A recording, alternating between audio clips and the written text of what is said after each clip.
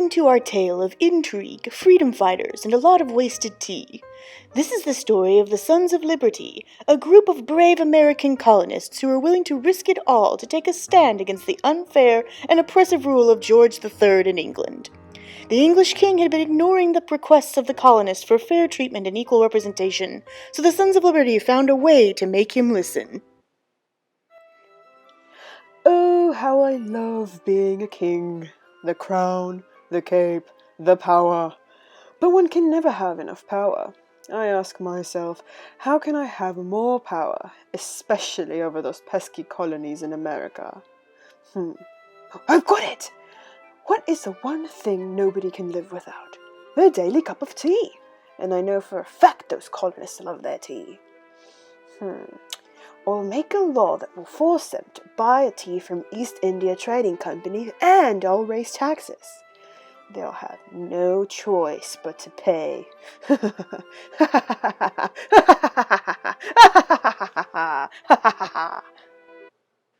Little did the king know the colonists were willing to fight for their rights.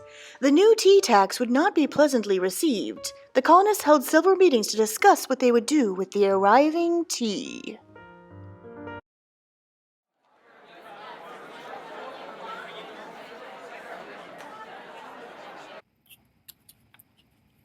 Did you guys hear what those Brits have been up to now?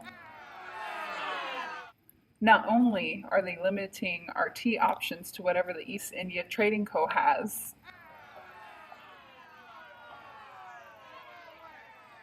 I know, but get this, they're also raising taxes on the tea.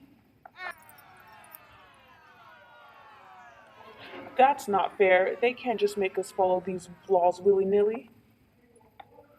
Exactly. We have zero representation in the British Parliament. If we're expected to abide by this Tea Act and pay these taxes, we should have a say in the whole process.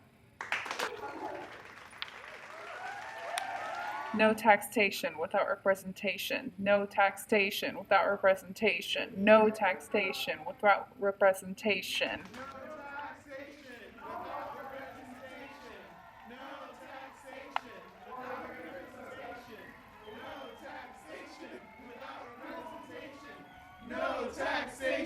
All right, guys, settle down. Everyone quiet! Thanks, Paul. So we just can't wish this tax act away. We have to do something about it. Here's what I was thinking. Samuel Adams would lead the Sons of Liberty to complete a daunting task, even though they would face penalties of the crown. They disguised themselves as Mohawk Indians and boarded the docked British tea ships.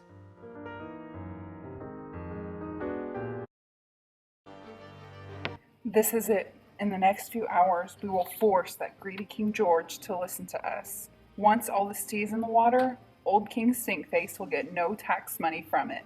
When the taxes don't come, he will have to pay attention. Yeah, and he'll have to listen to us too. Yes, Paul, let's get to work getting these crates of tea into the water. We have to destroy all of it. But that's illegal, Sam.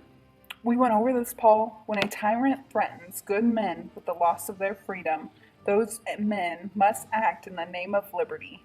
It does not take a majority to prevail, but an irate and tireless minority, keen on setting the bushfires of freedom in the minds of men.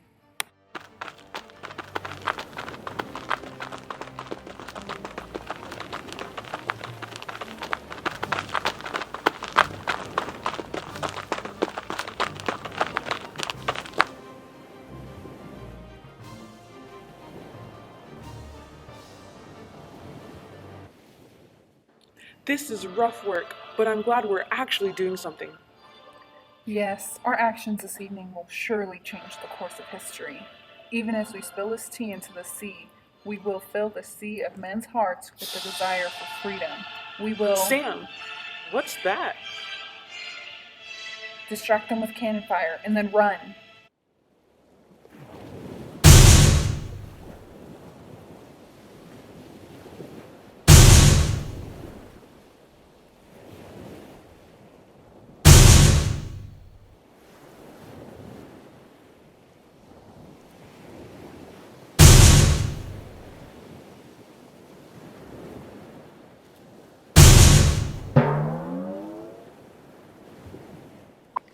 The Sons of Liberty spent the next 3 hours breaking into the crates of tea and dumping the contents into the Boston harbor.